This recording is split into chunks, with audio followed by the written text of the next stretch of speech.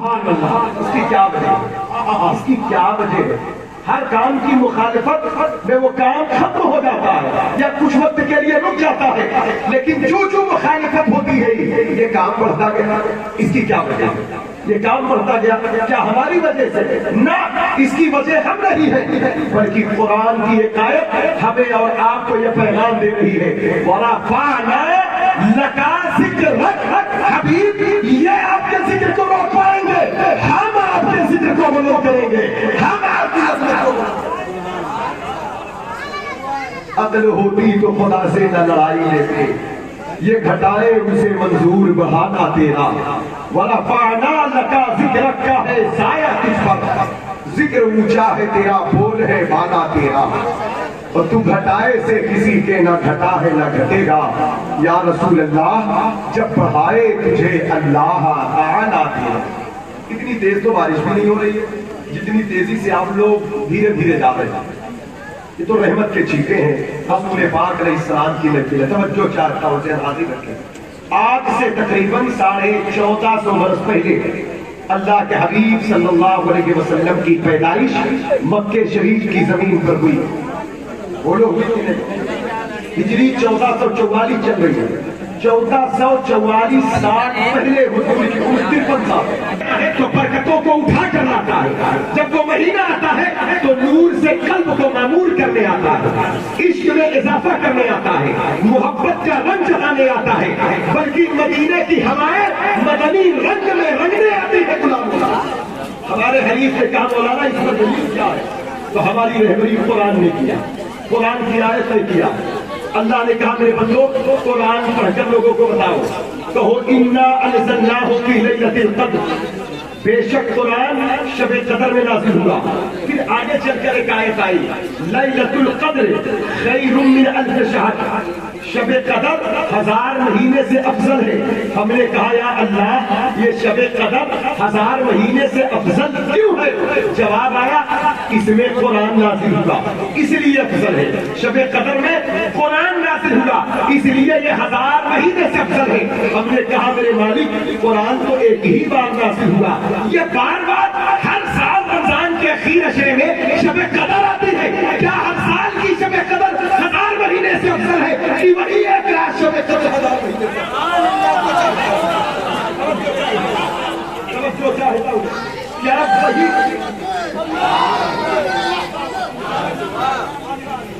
کیا وہی ایک شب قدر؟ تو جواب آیا لیلۃ القدر خیر من الف شہر۔ یہ آیت قیامت تک رہے گی، قرآن قیامت تک رہے گا، قرآن کا محافظ خود پروردگار ہے، یہ آیت موجود ہے۔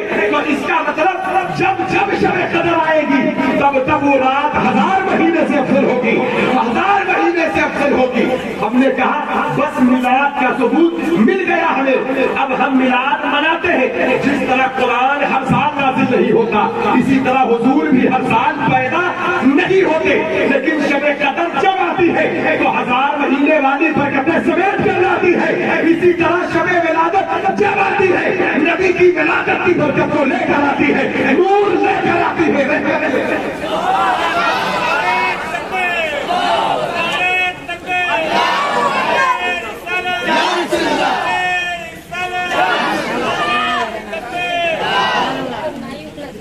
اسی لیے میرے امام نے کہا جب لوگوں نے کہا کب تک میلاد مناؤ، کب تک میلاد مناؤ گے، تو اعلیٰ حضرت کہتے ہیں حشر تک ڈالیں گے، پریشان و بچاؤ 10 سال میں حشر تک ڈالیں گے۔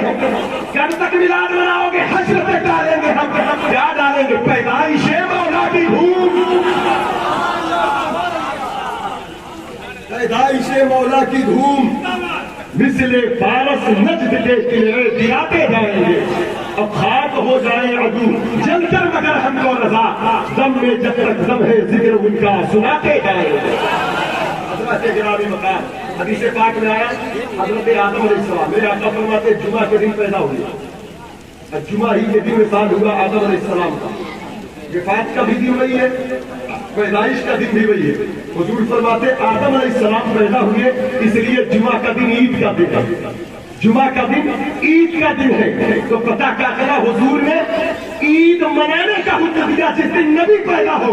اب سوال یہ کیا جائے کہ حضور اسی دن وصال بھی فرمائے تو پتہ کیا چلا آدم علیہ السلام کا وصال جمعہ کے دن نبی کے سامنے موجود تھا. پھر بھی نبی نے غم کا اعلان نہیں کیا, عید کا اعلان کیا. گویا نبی نے اعلان کر دیا آدم کی ولادت عید کا دن ہے, تو جو آدم سے پہلے ہے اس کی ولادت بھائی. میں آپ کی طرف جو چاہتا ہوں نے کہا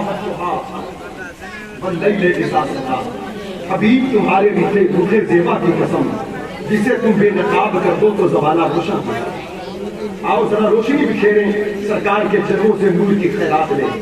میرے آقا میں گدا تم بادشاہ بھر گانا نور کا, نور دن دونا تیرا دے ڈال سب کا نور کا. اعلیٰ حضرت ترجمہ کرتے ہیں وقتھا چاشت کی قسم. تنزیل ایمان میں ترجمہ اعلیٰ حضرت نے کیا ہے چاشت کی قسم. پوچھا گیا حضور یہ چاشت سے کیا مطلب ہے, چاشت سے کیا مراد ہے, یہ وقت چاشت میں ایسی کون سی خوبی رکھی ہوئی ہے کہ اس وقت کی قسم اللہ راج فرما رہا ہے. جواب دیا یہاں چاشت سے مراد وہ چاشت نہیں تو چاشت سمجھ رہے ہیں. کہا جب آسمان کا سورج طلوع ہوتا ہے وقت چاشت اس وقت کو کہتے ہیں آسمان کا افلاک طلوع ہو فجر کے بعد, اور جب اس کی روشنی پھیل جائے, جب نماز پڑھنا جائز ہو جائے, مکمل طور پر سورج نکل آئے, تو اس وقت سورج کی کرنیں شعاعیں ہوتی ہیں لیکن پھر بھی انسان تھوڑی تھوڑی آنکھ سورج سے ملا سکتا ہے, اور اس وقت کرنوں میں ٹھنڈک ہوتی ہے. تو مفسرین کہتے ہیں صحابہ کے اقوال کو کوٹ کرتے ہوئے کہ جس طرح چاشت کے وقت آسمان کا آفتاب چمکتا ہے ایسے ہی آمنہ کے لال کا چہرہ چمکتا ہے. چاشت کی قسم یعنی چہرہ مصطفیٰ کی قسم. ہم نے کہا حضور یہ چاشت سے مثال کیوں دی گئی چہرہ رسول کی, دوپہر کے سورج سے مثال کیوں نہ دی گئی؟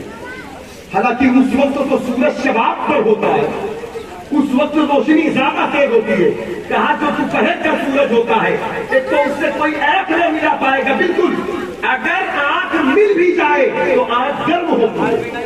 دوپہر کے سورج کے دیدار سے آنکھ گرم ہوتی ہے اور چاشت کے وقت کے دیدار سے آنکھیں ٹھنڈی ہوتی ہیں. اور دیدار مصطفیٰ آنکھوں کو گرم کرنے نہیں بلکہ گرم آنکھوں کو ٹھنڈک پہنچانے آیا. حضرات گرامی حضرات آگے چلے. آقا کائنات علیہ الصلوۃ والسلام کے چہرے پاک کا تذکرہ. میرے امام کہتے وہ کمال حسن حضور ہے کہ گمانے نقص جہاں نہیں ہے, یہی پھول خار سے دور ہے, یہی شمع ہے کہ دھواں نہیں ہے, جس کا حسن اللہ کو بھی بھا گیا. ایسے پیارے سے محبت کیجیے, ایسے پیارے سے محبت کیجیے. حضرت امام قسطلانی حضور کے ذکر جلیل کو سن لے برکتیں حاصل کرے. حضرت امام قسطلانی آپ کہتے ہیں پوچھا گیا مومن کون ہوتا ہے, کہا مومن کی میں ایک پہچان بتا دیتا ہوں. مومن جو ہوگا مومن وہ رسول اللہ صلی اللہ علیہ وسلم کے ذکر کو سننے کا شوق رکھتے ہیں. شوق ہوتا ہے نا کھانے کا, کپڑے کا, مکان کا, موبائل کا, گاڑی کا, اچھی اچھی ڈشوں کا, چکن کا, مٹن کا, اپنا اپنا شوق ہوتا ہے نا. لیکن اس دنیاوی شوق میں ہر مذہب ہر طریقے کے لوگ شامل ہیں, یہود و نصارہ بھی شامل ہیں, کفار مشرکین بھی شامل ہیں.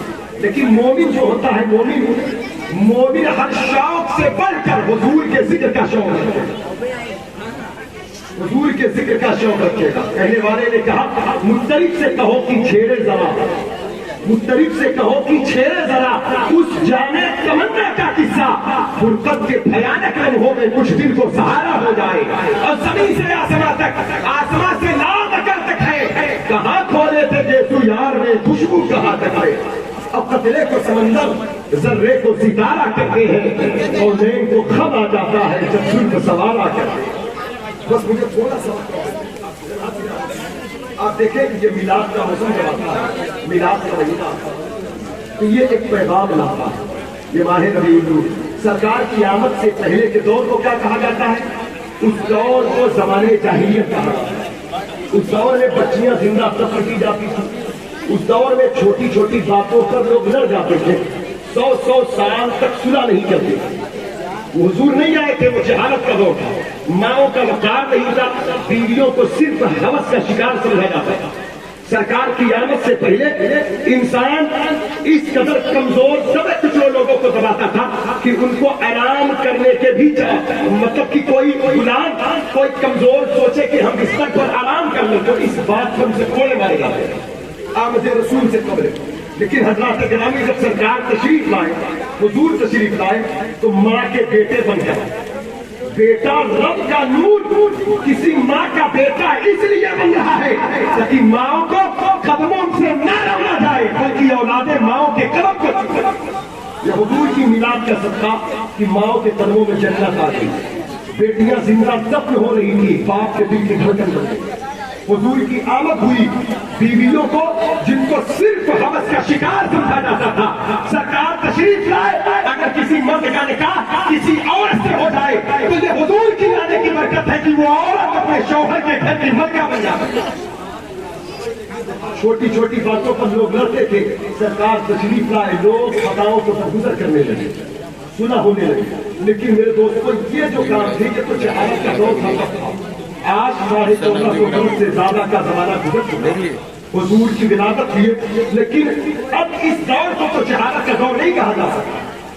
اس دور کو زمانہ جاہلیت نہیں کہا جا سکتا لیکن جہالت کے آثار اب پھر پلٹنے لگے. میلاد رسول کی حضور کی آمد کا مقصد سمجھنے حضور کی آمد کا مقصد سمجھنے